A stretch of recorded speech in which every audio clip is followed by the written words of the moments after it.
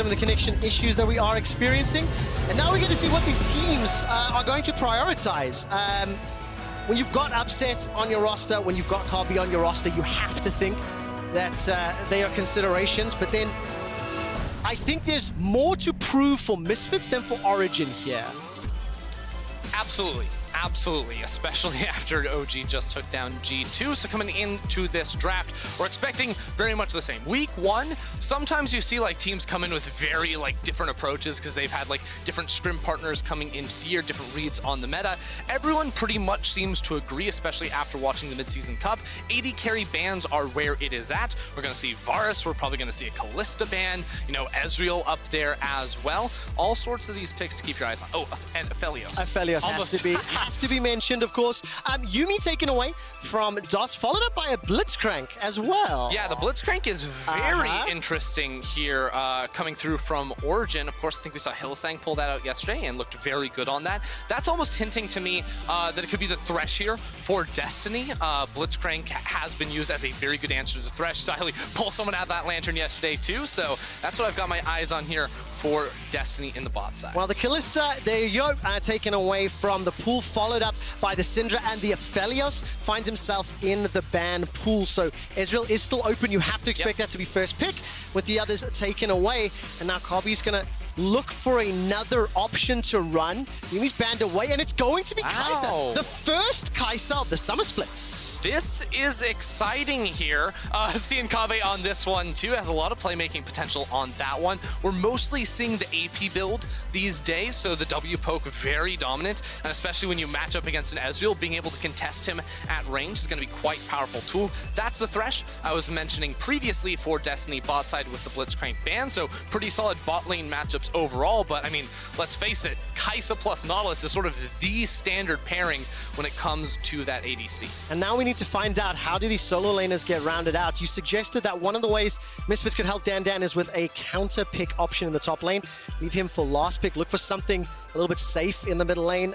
Oriana's banned away. We've been seeing a lot of Corki and Azir and Zoe, you know, a number of those options. Yeah, and if we're banning away standard mid laners, it almost feels like Misfits might want to go for just like another one, because right now you still have Corki and Azir as being open and available. So they have the choice now. Do you want to switch it up and ban a top lane champion and then wait for mid lane counter pick? Or I think if you ban another mid laner here, you're just going to take either the Corki or the Azir, or force, frankly, Origen to ban away the other option.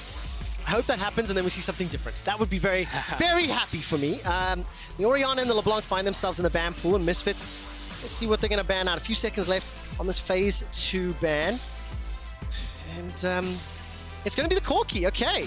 So Azir is still open. So they wanted to remove that if it was even worthwhile. I mean, I think Azir slots in here very nicely. Just gives yourself really strong backline options. So if I was Origen, I would be personally eyeing that option. A potential other pick would be the Ornn up in the top side too. If you're looking for scaling options in the mid lane, Dan could just slot onto that champion, and that sort of backs up your Nautilus as having two pretty big engage options. It's going to be Gangplank instead. So a number of the big tank options are still there if you wanted them, depending on what Misfits and Origen want to do to round out their comps. There's a lot of versatility in the champs that we've already seen on the Rift, and you can really kind of go any direction. This is going to be an Azir. Okay. What would you like to see Origen run into it? Corki's not there. Actually, with Zoe being open, I think Zoe could be a decent option here for them. You're already running the Ezreal, so playing a little bit slower in fights. You have a good front line to set it up. Trundle Pillar makes landing skill shots super, super easy. Of course, you do have to then worry about some hard engage coming through from the Misfits side. Do it. Do it. Give me the Ekko. Give me the Ekko. Nope, going to pivot away. We'll find out what it's going to be in just a moment. Now, of course, neither top laner has locked in their champions, and Alphari, we feel, will have an advantage here. He's going to lock in the Renekton blind, and Dan's going to figure out what he wants to run into that.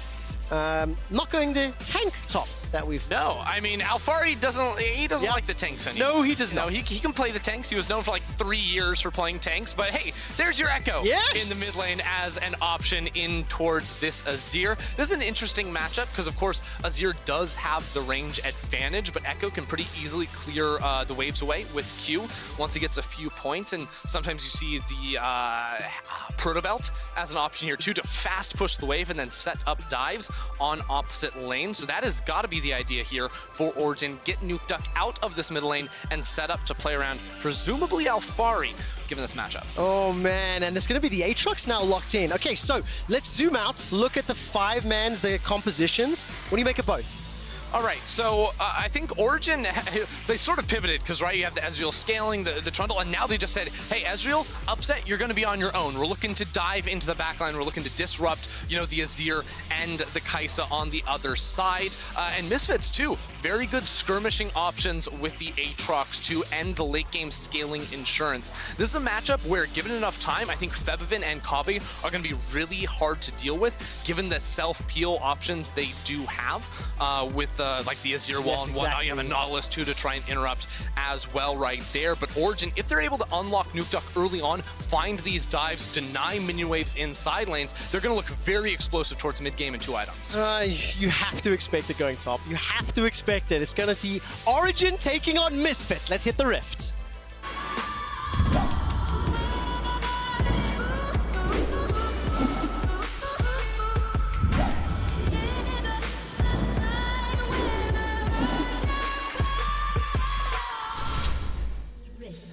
And welcome to the third game on the third day of the first week of the summer split. I want to see what Nukeduck's going to do on Ekko. I'm very excited to see this. Ekko into Azir. We didn't get the Corki or the Zoe. And of course, we've got Renekton versus Aatrox top. So I'm expecting a little bit more trading, a little bit more fighting. And whether or not Razork or Xerxe can impact the game. You know, Ender, you talked about it before the draft, that this role could be the most influential. Yeah, and especially because we're seeing 2 champions that usually are going like both buffs into a Gromp and then looking to make some plays happen around the map. Top lane is a bit of my focus earlier on in this one, because as soon as, you know, this matchup starts swinging one way, it becomes really hard, you know, to deal with. You know, either way that ends up going for these players. But of course, I think that when Nukeduck is looking for these roam timers, Xerxe is sort of going to visit that middle lane first and try to rotate that pressure up into either top or bot. I just feel like with Kobbe running an exhaust and Nautilus down to the bot side, that's going to be the harder lane to make a dive work out on. Yeah, definitely the case. And you mentioned it in draft as well, Upset Destiny, leave them alone, get Nukeduck to go help out Alphari. I want to take just a quick second, and I want to ask the fans at home a question. I want to ask the fans at home whether or not they think Alphari is the best top laner in the LEC. It's fairly unanimous on our side of the camera, right? But I want to know if fans agree. Vote in chat. Type yes or no. Ooh. Now, Xerxe is going to go for a gank here in the middle lane. Get a couple autos onto Febi. Not the most exciting. The time winder jumps backwards. But just for a quick bit of context on how dominant Alphari was during the spring split, he had a forward percentage of 42%. So the amount of time he spends across the halfway line, as you can see now on the Renekton. Gold difference at 15,388. Damage per minute difference of +114. He was just such a monster to deal with. And I want to see whether or not the fans at home agree. We're anticipating and expecting Xerxe and Nukeduck to come up to the top lane and help this Renekton out, unlock him in the lane. I mean, he doesn't need help early on. Renekton's going to be happy times. To snowball him ahead then. Let's push him further. Sure, let's go that way. Let's go that way. Yeah, but honestly, like, Alphari has just had such a phenomenal year. Like, if you're voting no right now, maybe you're like a fan of a different team, or you need to get your eyes clean, get some glasses, something like that. And this is why I asked. 38% of the fans at home think that Alphari is the best top lane in the LEC. Chat, hear me out. Like, you want to look smart? Start voting yes. I'm just saying. You make a good impression here. Maybe we invite you on. Give me a few thoughts as to why we love Alphari so much. He's just so consistently dominant in the top lane. You look across his numbers, he's always building up advantages, and it was sort of an interesting transformation for the player who was always the weak side top lane. And then he's like, no, give me all the reins in the latter half of 2019, and then in spring split, like, you have other players that, you know, can have good performance, but they don't maintain that same level of consistency as Alphari. And, you know, like, you saw his matchup yesterday. He looked so insane up there against Wonder. Right now, he's being pushed backwards as the wave is pushing towards him. Looking at the minimap, Razork is making his way up. So is Xerxe. And pretty much everything as expected for now. Xerxe is going to look to clear out this Grom. And honestly, this is exactly what we anticipated from the early stages. Alphari, I wonder if he's trying to set something up. Yeah, Xerxe is in the right area. Yeah, I mean, it's going to be a little bit hard here. Dan has the ability to sort of just bounce this wave on the next run right here, and Xerxe isn't pathing around him. I also want to say that Xerxe had a really weird level 2 gank around the middle lane. And this is something that I wonder if it infiltrates his pathing a little bit more, because I've always looked at Xerxe and been like, this is the most, like, I don't want to say farm-orientated, but he's the most efficient jungler in the LEC. You know, he's always, like, trying to min-max his pathing, doing the math on the camps, making sure he's out-leveling his opponents. And in his day 1 performance, he actually spent a lot of time, you know, hovering around lanes. You know, he was spotted on a lot of wards, and it didn't work out. Then yesterday against G2, he was back to the basics. You know, only going for ganks when he knows they're going to work out. So seeing him walk mid lane at level 2 was a little bit of a surprise to me, and was maybe hoping to burn a flash, because now, of course, he's paired up with Destiny to try and make something happen. Okay, let's see what Destiny can do. He's running the Thresh. Got that flash exhaust. FEBIVEN is underneath his tower for now. And DOS and Razork are nearby. So if this extends past the initial exchange, there is some support. Misfits not going to be jumped on just yet. This map movement is really nice, though, from OG, because so often you'll see a jungle and support walk mid, drop their wards, and then sort of go their separate ways, and then the other duo will then reply. So they see multiple people down bot side, and now they're up top lane to go for the dive. Oh, Dan's in so much trouble. Phase dive is available for Nukeduck. He's going to chuck out the Time Winder. Alphari's using all the abilities. A lot of damage from Dan onto Alphari, and as the tower is about to kill him, or Xerxe, he does escape. that. Nukeduck is surviving! He survives. Okay. Dan almost pulling something off. That was like 12 HP right there. That was looking real rough. Now, Alphari does have teleport, so I'm going to see if he holds on to that before going top lane. Here it goes. No Dragon's Rage kick. The Lantern is going to get picked up by Upset. Dan finishes the TP, gets the knockup onto Destiny, and the chains won't pull anybody back. 5 Misfits in the bottom lane, and support has come. Alphari's TP down as well, and Misfits are going to back away. Oh, man, this is worst news possible for Dan. He just died underneath his top lane tower. Now he teleported towards the bot lane, and I mean, he loses that. Well, Alphari TP's bot and gets an entire wave, so the best possible case for Alphari. And if we could go check out the top lane real quick, it's important to notice that while Dan TP's in the bot lane, look at this wave that's stacking up. Like, this is absolutely gigantic so right painful. here. Like, he's going to lose all of that. Alphari already is up 15 minions because of the dive and the wave he picked up bot side, and now Dan loses 3 waves consecutively. His game is over.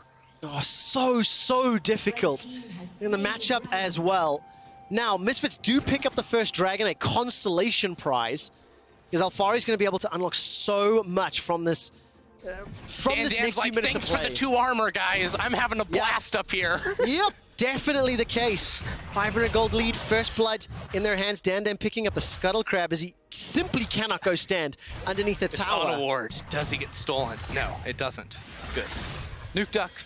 Not risking it here. Positioning not too hot for him, but I mean, this is a situation where I keep trying to pan up towards top lane and see if it's going to be the phrase. I do think Alphari is starting to push this one back towards Dan's side of the map, but again, we're at the point where this mid lane wave is about to be soaked up by Nukeduck. Xerxe is around the top side of the map. Could he just build up these 2 waves to stack on top of each other and look for another dive? The waves are telling me that's what could happen. Okay, so how do you salvage this top lane, right? Dan's in a difficult situation. Do you abandon it? What decision-making do Misfits do with the scenario they're in? Honestly, you lane swap and like do the aim and a herald swap, okay, right? Because otherwise Dan is going to be on this side of the map where there is an objective. You know pressure is going to be put down towards him. Now, Nukeduck, instead of going to make the roam happen on the top side, did go ahead and pick up the blue buff instead. So things are remedied for the time being, but now Upset and Destiny are resetting. They're very likely going to be running back up towards this top side of the map, knowing Dan has no flash and the dive can come through. And with the late reset from Kobbe and DOS, Xerxe is just going to start this one up, no contest. Yeah, waves completely pushing in favor of Origen, starting that Rift Herald completely uncontested. Now Razork will make his way towards the pit, but I think he might be just a little too late. 3,000 HP, he is going to be enough to threaten Xerxe and So Alphari. here's the thing, Kobbe and DOS didn't reset. They said, we need to get up here, we're just gonna sprint. But now they're too late. Xerxe's gonna get that one. These players haven't taken a reset. They're not gonna be top lane to defend against the push. That means OG can knock down 2.5 tower plates, then place the Rift Herald, instant tower, and there's nothing to trade for Misfits on the rest of the map. They've got 3 people randomly in mid lane that are, I don't know, like fighting for CS, while bot lane, no one is farming, no one's taking plates. OG have just won the map. Theorize for me, is this panic decision-making or is this missing information? No, it's just bad decision-making from Misfits. I don't know what they're doing. Kobbe and DOS took a late reset because they were, out-pressured in the lane, and now they're just going to get caught. Should have been caught. The death sentence doesn't find a target. I don't know if they had full vision there or not. Nevertheless, Destiny unable to connect onto DOS or Kobbe. They're going to be able to walk up to the tower. Turret plate did not fall. Okay. And the minion wave has now been captured. So not as damaging as anticipated. Pause. Trevor, that is a 2-minute VOD review that both these teams need to do. Because Misfits, I 100% believe, made the wrong decision there. OG tried to set a trap, which it could be a good idea, right? You kill Kobbe, then you pivot to the tower. But by it not working out, that meant they had 2 players that were not hitting the tower. That meant no turret plates went down. That meant the Herald was never placed, and now everything has been slowed down, and the deficit Misfits were supposed to be at doesn't exist. No, it doesn't. There's a 300, 400 gold difference, which is just the first blood. The CS deficit that Dandan finds himself in is somewhat balanced out by FEBIVEN's Azir in the mid lane, as Nukeduck has spent a fair amount of time roaming. And both of the duo's bots are as even as they are going to be. So 10 minutes in, Origen are now looking to continue the siege. They've done that straight up lane swap. And Dandan, by the way, only 10 CS down now. He's scaling up a little bit more and has staunched the bleeding. Yeah, for the time being, it's going to be all right for him. But again, this is why I was saying, like, once the lane swap comes through, Dandan gets space to try and farm, because now OG aren't going to be trying to dive his lane. They're going to make the swap again and maybe make that a reality. But for the few minutes that both teams were dancing around that top side of the map, he got to farm no problem here. And that's going to be really good news for Misfits, because again, the early game was going so dreadfully. I feel like for them, and it's just sort of been made up for. Yeah, it absolutely has, and this gives Misfits some additional options and windows here. Had Alphari been, snowballed further ahead, had the gameplay landed exactly against a target that didn't know it was coming. Additional kills. I think OG could have been further ahead, but now let's look from the Misfits' perspective, right? They are the ones that was forced to lane swap to get down into a position where he can survive. There's an Infernal Drake coming up in 30 seconds. How do you want to see them play this out, as now Kobbe and DOS are making their way to the mid lane? Yeah, so their comp isn't the easiest to play, especially because like OG's comp, like on 1 to 2 items, is very, very powerful. Still waiting on Kobbe to, sort of get that first big completed item. Your mana just going to be stacking up for the time being. So I think this is an objective that could very easily just go the way of Origen, but I have no doubt Misfits will try to contest this one. It's going to be very important to keep Nukeduck's damage off, because he has a TP. He's going to want to try and get him behind and really disrupt the backline. But Kobbe has exhaust, which is going to be pivotal for him. And the positioning is quite strange. Xerxe snuck himself into this bush in the bottom of the river. Dandan will have to run through 2 members of Origen. While that's going on, teleport now started from Nukeduck. The dragon's going low. Dredgeline will find a target. Misfits pick up the second dragon of the game, and they blow up Destiny before anything else happens. Now it's a full retreat. Emperor's Divide buys some time until Dandan can re-engage. Upset gets chunked down by the Acathian Rain, and the Dredgeline will not find a target. Dandan gets a knock up on Xerxe, and he's running for his life. Subjugate buys some time. He will get taken out. Misfits get the kill, the TP, and the dragon. Yeah, Misfits get everything they want right there, and it comes down to them making the snap call to burst down the Drake, and also FEBIVEN's ult hard countering 3 melee champions who can no longer get onto them. Now, coming into this fight, OG super scattered. They're trying to find the pincer, but Destiny gets caught, and I think Nukeduck's teleport is in the wrong location. He can't get to the backline like this. He gets instantly pushed away. He needs to come from behind Azir. If Azir only has to focus one direction, it's so easy to play out within that team fight. OG becomes scattered, and Misfits wipe the floor around. Skirmish goes the way of Misfits. 2 dragons under their belt. A kill to Razork, a kill to Kobbe. And honestly, like, they turned and burned Destiny the moment that Dredgeline connected. And you can see the strength of that combination, like Azir, Kai'Sa, Nautilus. There's a lot of mobility on the squad. And it's always the counter. So when you see a team trying to come at you from multiple fronts, when you have engage, you just need to hard commit one direction. Because OG couldn't gather themselves, right? It was just Upset and Destiny. They didn't have the damage coming through from any of their top side of the map. So DOS, I believe, who was the one that started that one off with the very good dredge line, made the instant call, and things went incredibly well for Misfits, who now have a lot of momentum. They're somewhat in control of this game. The 2 dragons under their belt. It's going to be an Ocean Soul as well to fight for, which is going to be massive. Very, very important for whoever's going to pick it up. And Misfits with an early advantage. 2 dragons under their belt. 13.5 minutes. Plates are about to drop. No towers taken just yet. And definitely not the most amount of pressure. Did Rift Herald never get used by Xerxe? We'll check with the observers. I'll find out whether or not it happened. I definitely did not notice it in terms of how the teams... Because it definitely didn't hit a tower. ...have been moving around the map. And Origen right now, they are the ones a little bit on the back foot here. Look, Misfits are making some moves. Pressure in the mid lane as FEBIVEN's shoving forward. Dan is going to be catching this wave in the bottom lane. Xerxe's coming up from behind. Subjugate's available. Dan will have a little extra time as he clears the minions out. Yeah, showing down there. Misfits just can take control around that middle lane. And I mean, if you're Misfits in this situation, you know the map is being split against you. Dan gonna struggle to farm on the next wave. He doesn't have a ward to protect himself either. So what do Misfits do? Well, they say, hey, Rift Herald has spawned for the second time. We have full control over top side. We have full control of the map. They can get some deep vision inside that top side of OG's jungle as well. Because if you continue to have this mid lane push, you can look for the same play that Xerxe is making just in the top lane. Yeah, definitely. But yeah, not going to find anything just yet. It will at least get some ship damage onto this tower. What are Misfits doing? They're looking for the Herald, it looks like, as Razork is working on that. I got a clarification from the production team. Because Xerxe was dead, he wasn't able to use it. So yes, it expired in the pit, so it didn't work out for them. And that play in the top lane, maybe even more damning now, right? In retrospect, so bad. Even more damning. You go back to the decision-making tree. Right now, you've slowed this game way down. Misfits not even going to commit to pushing this tower, playing very, very safe. You can actually feel the tension in the game. Nobody's really willing to put themselves in a risky position. Yeah, and that's just sort of the nature, I think, of a lot of the games that we've seen so far this split even, is where all the contests come around the objective. So Ocean Soul, Ocean Rift here. Misfits just 2 away from that. They're going to be fighting tooth and nail for these next Ocean Drakes, because once they get that, you know, we've said it so many times, but the game really does feel completely over. I'm very happy to see Kai'Sa being locked in here for Kobbe. I like what it can bring in terms of how team fights play out, the ability to reposition with Killer Instinct and you know, your hypercharge.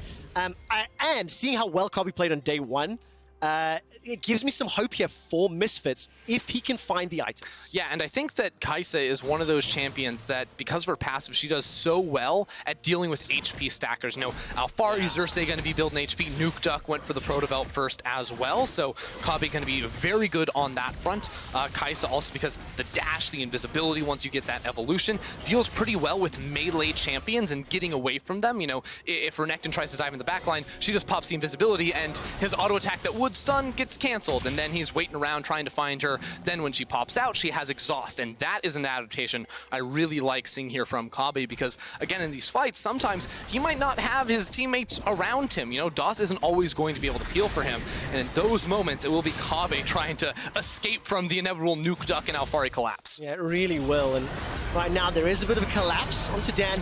He's in trouble. There is some support from Razork. Dan escapes with his life for now. Destiny throws out the hook, but it won't find a target.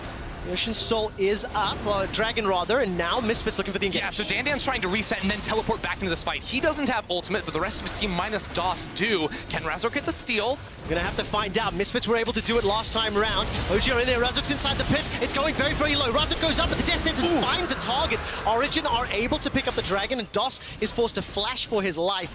Razork dies inside the pit, and now DOS is going to get run down. Dan is moving back, and this time it doesn't work out for Misfits. Yeah, that's a really pivotal fight there for Origen. We've seen twice now, the team that sets up around the Drake first has the much more focused team fight coming on out of that one, where Razork sort of throwing himself into the pit to try and steal that one away. He gets bursted down thanks to, I believe, a nice hook from Destiny, trying to get him away from the pit right there. So OG do hold on, stall out any potential soul fight for at least 5 minutes. And now Alphari, he's got himself a Blade of the Ruined King. Nukeduck's trying to get some items too. The ability to play side lanes for OG can be quite strong as the game moves on. Now that is a theoretical statement, which I like. I would like to ask, how good have Origen been at playing side lanes? Because there are some discussions that I recall being involved in. I would say that in Origen's history, side lane play is not the go-to. When they have good split pushers, a lot of the time it will still result in team fights. So what we look for in OG games is less of, let's put Alphari into a side lane to kill towers and to take inhibitors and to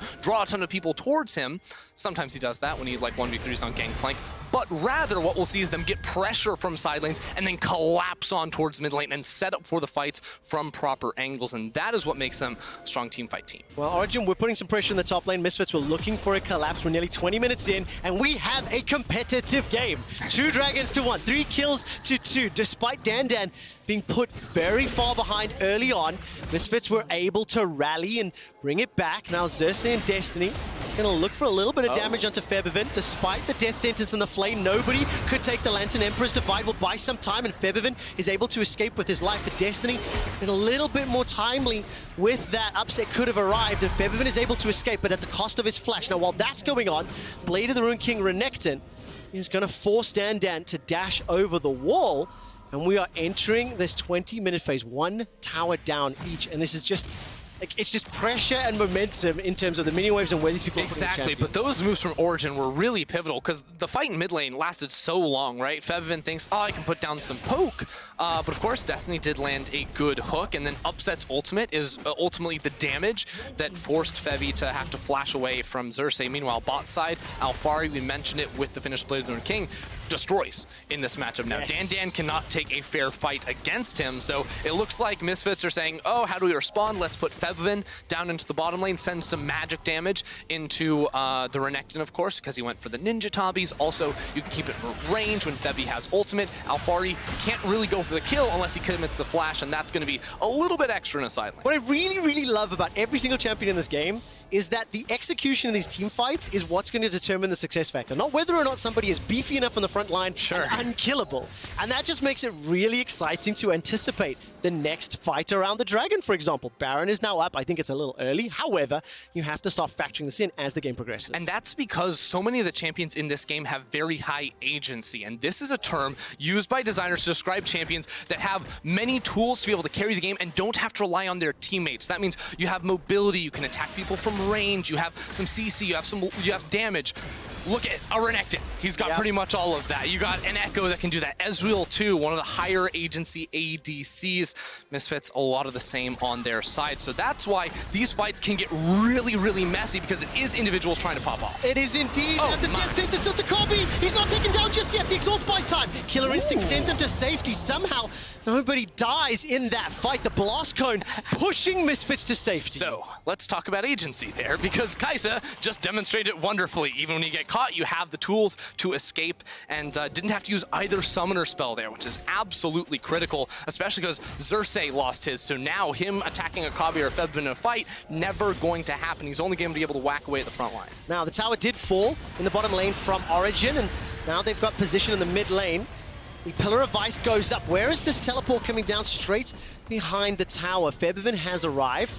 2 towers secured apiece. FEBIVEN picked himself up the Luden's Ekko, and Alphari's getting the scuttle up north. They don't want to fight to break out just yet. Yeah, so Misfits actually need to take resets with their jungle and support because they need wards. They don't really have control wards coming in to the ocean fight that's going to take place in about 25 seconds, whereas OG don't need those same resets. They have the vision, they have their items completed. Zonia's Hourglass, a major purchase here for Nukeduck, just got finished off. At the same time, Febi got his 2 items, so 40% CDR. The soldiers are going to be flying. Kobbe also also has himself a Rage Blade here, so it's looking very good. The only thing that's missing is Trinity Force for upset. What I love, this is Dragon Fight round 3. Oh my And it starts God. with Razork getting chunked down. That's a lot of damage That pillar coming was out. so sick, it interrupted his safeguard right there. And now he's very low. He needs to find something to hit, otherwise he's going to be 50% HP, and he's on a ward. Oh my word, Upset's going to try find and hunt him down. Doesn't work out just yet. Look at this Alphari flank coming around on towards Misfits. They have a tower they're trying to play for, but they're flip sides on the map. Yeah, they're on the wrong side, but there is an Azir Sundisk helping them out. Razork is low on HP. He's trying to heal up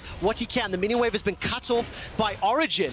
This is crazy. This isn't even a dragon fight. This is a mid-lane, non-existing tower fight. Yeah, so the thing is, Misfits are going to move up into the top river. They don't have the, the property on this map to contest around the Drake, so they're going to start up this Baron with the intent that they can pull over OG without a jungler and go for a 5 versus 4 fight. Oh my word, with their Azir, with the Kai'Sa, they can burn through this so quickly. This is how they lost to Fnatic inside the pit. The Baron's going low. Nukeduck's trying to do what he can. And it is picked up by, I can't quite see that just yet. As we turn our attention, it's Misfits. They get it. They managed to secure it. Doss is running for his life. Nukeduck is trying to dive onto FEBIVEN. He's got the Sand Soldiers doing work as a true shot barrage. Helps out.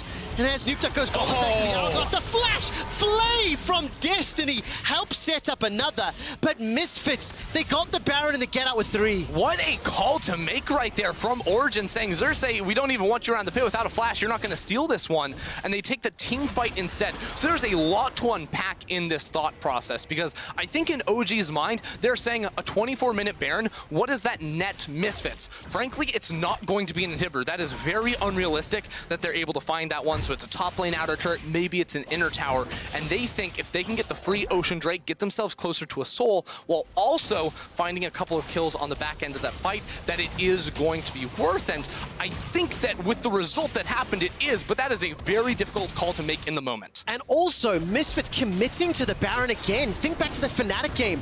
You know, it was a Baron call with a lead that ended up costing them the game. This time around, they stayed on that. They committed but it's crucial. to that. It's crucial. Xerxe was on the Drake, so it wasn't a 50-50. If if Razork has eyes, he's going to be able to land that smite, and he does. But now this is where we're like, well, does the Baron power play actually net them more money than it does OG? Because they lost a lot of time because they lost Febi in that fight. Yeah, they really did. And I mean, we're going to have to see what happens. It is still bang on even.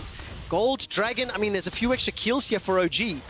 But both teams are showing that the calls that they commit to, they can win, right? Yeah. And there's no clear advantage just yet. The one question I do have, what about scaling headroom? Do you favor a particular team composition, maybe in terms of ease of execution? Because, frankly, they both seem very complex. So the thing is, I really like the backline of Azir plus Kai'Sa. Nukeduck, though, trying to jump on towards Kobbe. He is really trying. Killer Instinct is still available for Kobbe. He's got the shield. The Chrono Break goes backwards. It's Dandan is going to end up being the target. Doss throws out his ultimate. Dandan stays alive, gets the knock up onto Destiny. He's down to 200 HP. Kobbe can't find the Cathian Rain, and the Mystic Shots won't find a kill. Now Razork is flashless, and he's trying to push it back, but thanks to Misfits re-engage, they get the tower. They're going to get the tower now. Alphari is still in the bottom lane. He was channeling Recall for a second, maybe considering TPing in towards the fight. He's just going to be going for that inner tower, while Dandan also comes on down here. So both top laners do have TP. They can enter, and there's great TP flank wards for Alphari if he wants to make the play. FEBIVEN just picked up the blue buff from behind. That's a kickback onto Xerxe. The dredge line will catch him as well. Waiting for the TP for Alphari is not happening yet. Parallel convergence. Look at Upset! Upset missed the Mystic Shot. Kobbe survives because the Mystic Shot did not find its target. Upset gets taken up by FEBIVEN, and now Alphari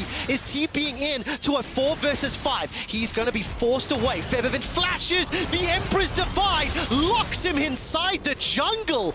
Misfits won the fight, and I really want to see, had that Mystic Shot connected with Kobbe, I think it would have killed him. I mean, but I feel like it's a huge misstep right there from OG. Alphari waited so long on the TP. It looked like Upset was trying to make all the plays by himself. We're not on the same page with Alphari coming in. They certainly could have found kills. Now it's just Nukeduck trying to stall out and clear away the wave, but he can't do it. The turret is going to go down, and Misfits are going to try to keep on going. What a fantastic passage of play here for Misfits. 4,000 gold up. The inhibitor in the top lane is just about to go down, and FEBIVEN's shifting sands doing work with the sand soldiers.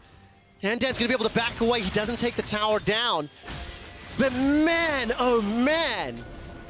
This game is bouncing on a knife's edge, and now Razork is the only one that I think gets interrupted here. 1-2. This is a teleport coming down. That's a kill for sure. Yeah, Nukeduck's going to look for the phase dive into the time winder. This should be pretty Razork's going to kick him, but then... Some time. He flashes as well. Okay, trading TP for flash, probably worth at this stage. How much more do OG commit? This is chasing a loss. Yeah, well, because I'm thinking about it, I'm like, is it worth for Razork to flash right there? And I'm almost positive the answer is no. Okay. Because he would still respawn before the Ocean Drake comes up, and now he doesn't have the ability to, like, go for that flashy play, quite frankly. Now, Upset's the player to watch in this one, because he sees the damage going on to Upset, he jumps forward into it, and he stalls it out with the Zhonya's, but his team is not on the same page. Nukeduck has no mana, and Alphari delayed his teleport for so long. He went in after Upset was already coming out. Like, the coordination is not there, and it's these late game decision-making moments that OG have to be better in, because they're trying to play side lane. He's like, I can push guys. Well, OG, you're going up against Baron. All you have to do is clear away the minion waves. Your decision-making is pretty straightforward. You don't have to be heroes here, because Baron was about to time out. Well, unfortunately, the decision to come later in the fight has cost control. The inhibitor down in the top lane.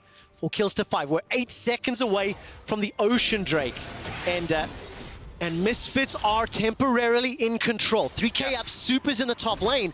But OG are going to be able to contest this. Look, I love Super Fantasy, but give me the items. Look at this. 3 items completed for Febi and Kobbe. Febi, though, getting caught out. Yeah, he is. Emperor's Divide is available to buy some time. He's going to be able to slide away. Still putting out the damage. They haven't got the CC. They haven't got the follow-up. Nukeduck is going to be the target, and Febi will go down to Xerxe and Alphari, but at what cost? That's a 1-for-1. Now Dandan's trying to dissuade and interrupt the backline. He gets caught by the death sentence and still gets a knock-up onto Upset. He manages to use a double dash to get to safety. There goes the kick onto Nukeduck. He will be able to find the lantern in just a moment. The dredge line catches a wall, I think. Wasn't able to catch Nukeduck. It's a 1-for-2, and Misfits unlock Dragon. Yeah, it's a great collapse there from Misfits. Febi saying, I can stall again.